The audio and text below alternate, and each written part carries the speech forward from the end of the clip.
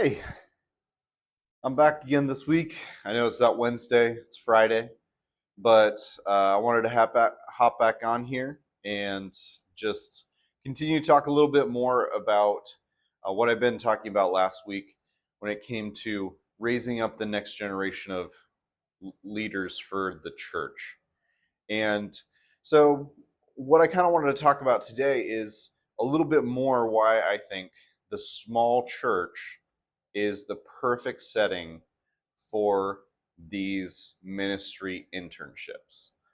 Because I think oftentimes, when you think of internships, you think of big organizations, right? Who have basically like temps or these interns who are kind of just doing busy work. That might be managing some mail or things like that. But I think there is kind of been a perception of internships for a long time in the United States. We're just kind of like, well, that's really cheap labor you can hire to do stuff.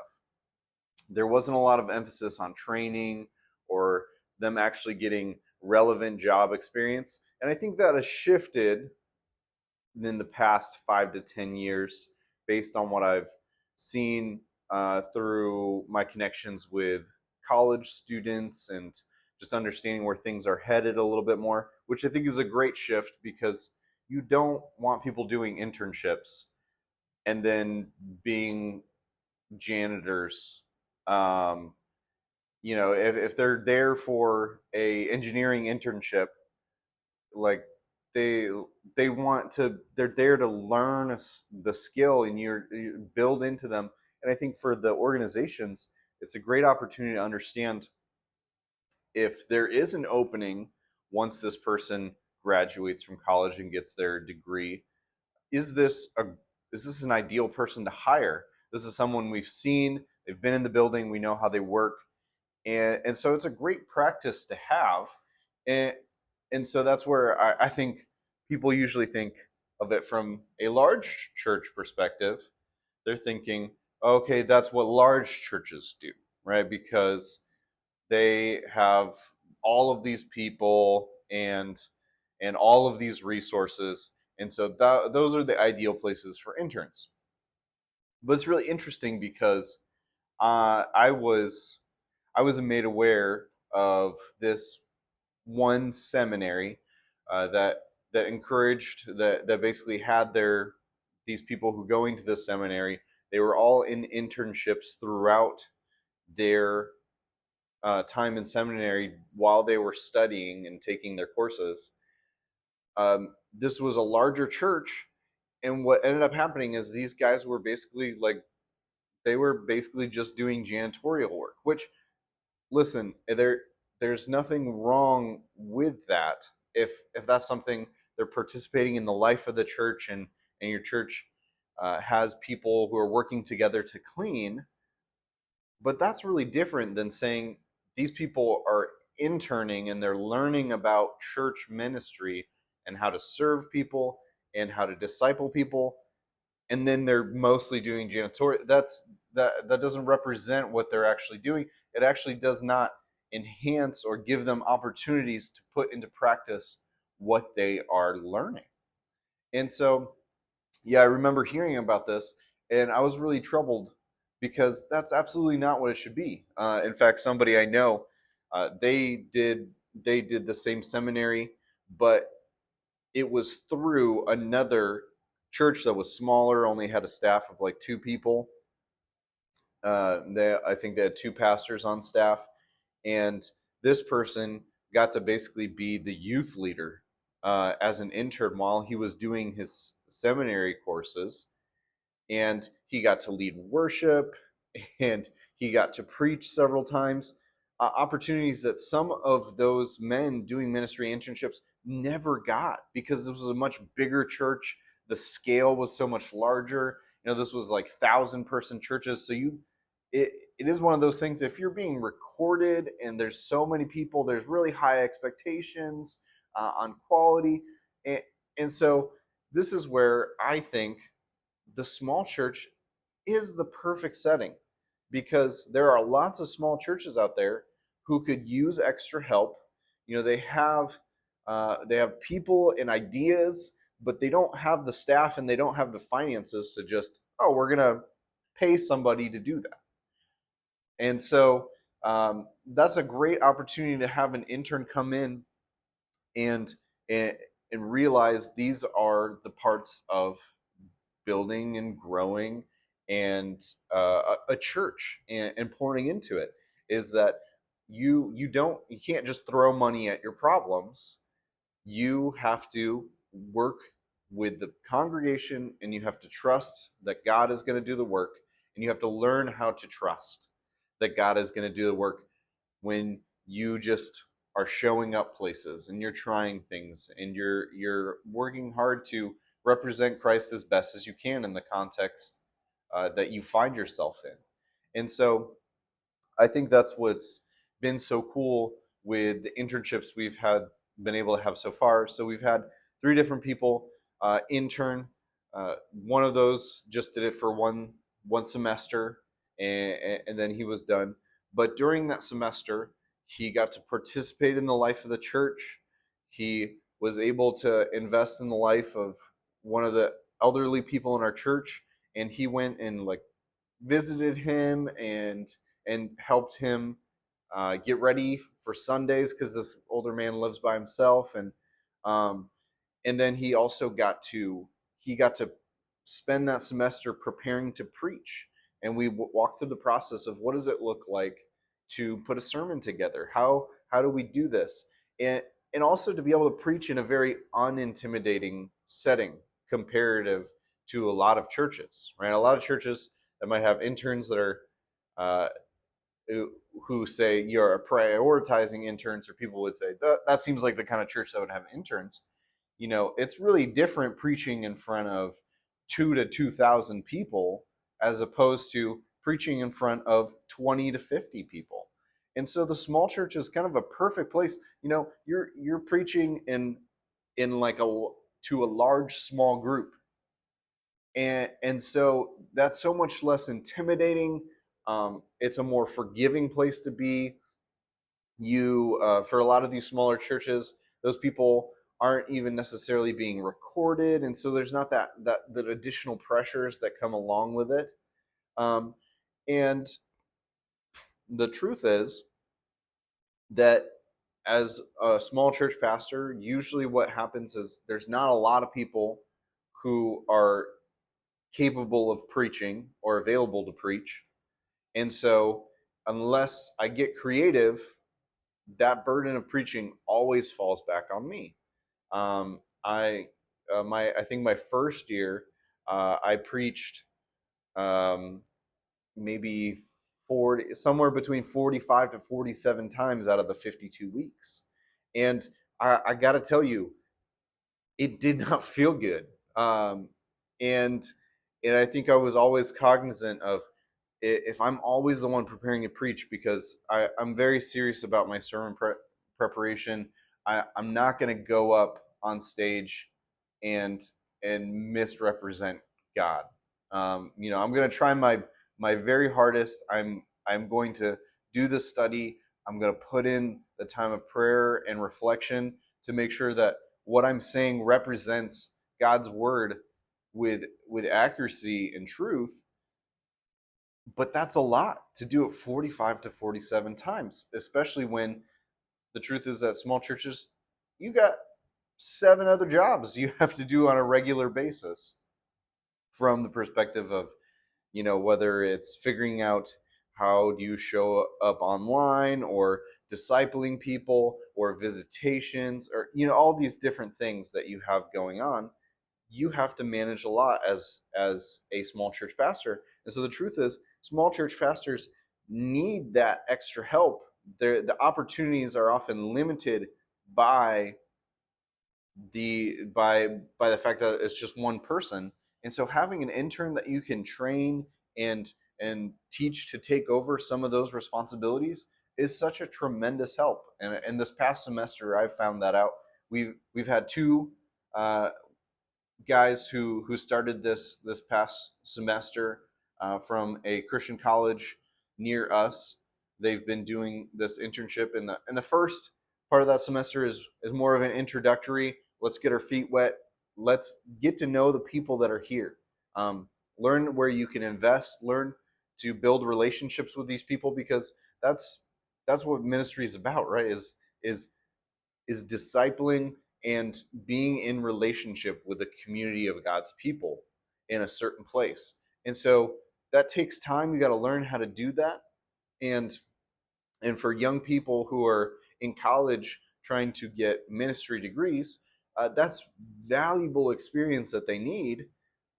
But there's not there's often not someone telling them and reminding them, like, hey, you need to go do this.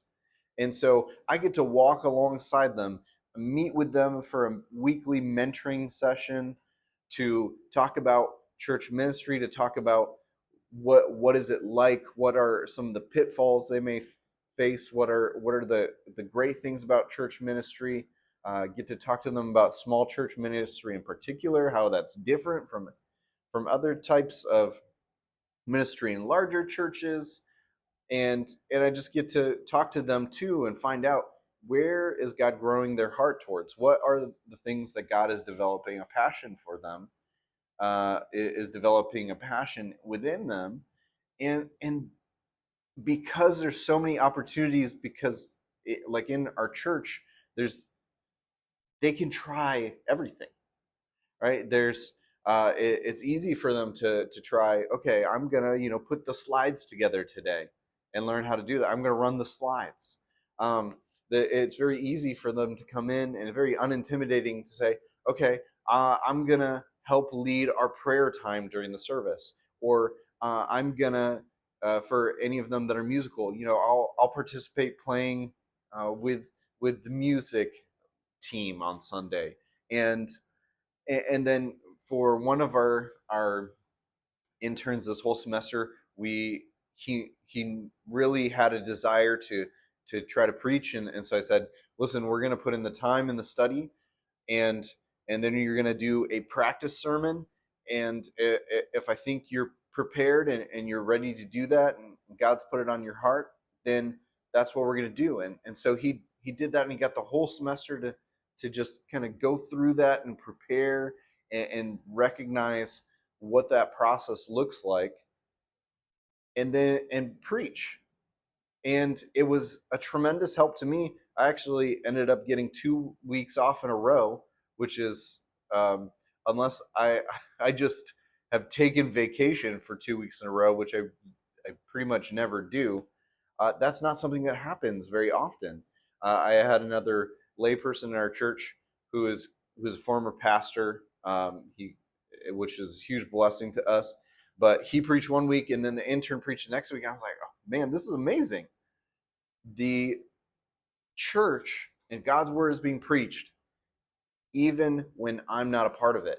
And that's a great thing for me from a rest perspective, but it's also a great thing for pastors from a, this does not all fall on me. And our role as pastors, especially at small churches, is to grow people, or to help people, point people towards God, so that they can grow, and so that they can be involved, so they can be equipped to serve their congregation, to serve their communities. It's not the pastor is not supposed to be carrying the weight of all the things. The pastor is not supposed to be running every single program, every single team. Pastors need to learn how to entrust and empower other people to do the ministry, because pastors are not the only people who have been called to do the ministry. Jesus raised up disciples who would make disciples. And so internship program always seemed to me like this is a no-brainer. I get to train somebody who knows they want to be in church ministry, who has a desire to be equipped and invested in, and the truth is they weren't getting that anywhere else. Even though they went to a Christian college, it's not like there's pastors just showing up to the campus saying, hey, let me show you what pastoral ministry is like. No, you have to take a specific class for that. And the truth is that oftentimes when you're taking a pastoral ministry class, it still doesn't hit the same way. It still doesn't resonate in the same way as, hey, why don't you come to work with me and see what I do and see what it involves, participate in deacon meetings, see what elder meetings are like? Because I think the truth is, if you go to a seminary and you just kind of participate in the church, you've always participated in the church, but you've never been in a leadership position, you've never been to deacon meetings or elder meetings, or been a part of uh, determining the direction of finances, or even been a part of those conversations, you get a major wake up call when you enter into ministry and you realize, oh my goodness, there are all these other things that are going on in order for Sunday and Wednesday or whatever other programs or ministries you have going on during the week. There's all these other things that most people never get to see or participate in, partially because they've never been invited to. And so for these young men, for them to see and participate in these meetings and realize there are really difficult conversations that have to be had related to finances, especially at small churches. All right, you have to talk about, are there things where we have to cut? You have to talk about, are there better ways to do this thing? Are there people who are causing division and being really not being people of peace in our church and representing Christ well, uh, to realize that there's all of these other things that are going on beyond what it often became for a lot of churches, the Sunday show. And so that's why I have a big heart for that. I want young men and women to be able to see what all is involved, to recognize that these decisions are being made, or should be made at least, with lots of intentionality, with lots of wisdom and discernment, that the leadership is praying for its people, and they're making they're taking steps of action with the thought of, how do we grow people closer to Christ? How do we as a church represent Christ well in our community and spread the reach of the gospel in our areas, in our town? And so yeah, the internship has always just seemed like a no-brainer to me, as far as it's a great help to our church, and it's a great help to these young men and women who get to participate and learn and get more involved than they ever could at a bigger church, because they can try and kind of experiment. They get to learn what it's like to, in some cases, you might have an opportunity where a young person is really passionate about youth ministry, and you don't have any youth in your church. Well, that person could be equipped and empowered to go and try to build a a youth, like a discipleship of youth in the community. And and that's something that you're gonna if you go into a church, you're gonna have things like that you have to do. And if you've never done that before, if you've never seen the difficulties that come along with doing that stuff, and just trusting God, putting in the work, putting in planning, and being intentional, and trusting God with the results, that'll be a really scary thing for them to do. And I think they'll very quickly feel overwhelmed. I think that's why you see a lot of people burning out in church ministry, because they don't realize that they don't have to, and neither should they be doing everything.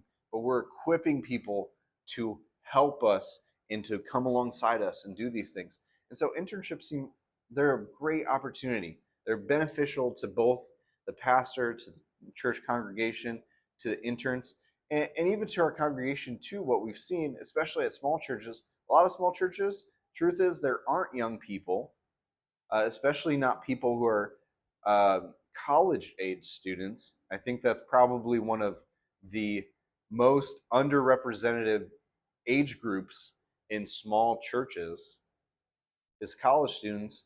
Now anybody brings their high school student, or there's a visitor, or a college student happens to walk through the doors, there's somebody there their age who is not not only a person they're like, okay, I can connect to that person, I'll probably be able to relate to that person better, but also they are watching them and seeing that person is also really involved and they're really young, but they're being entrusted and empowered and equipped to do so.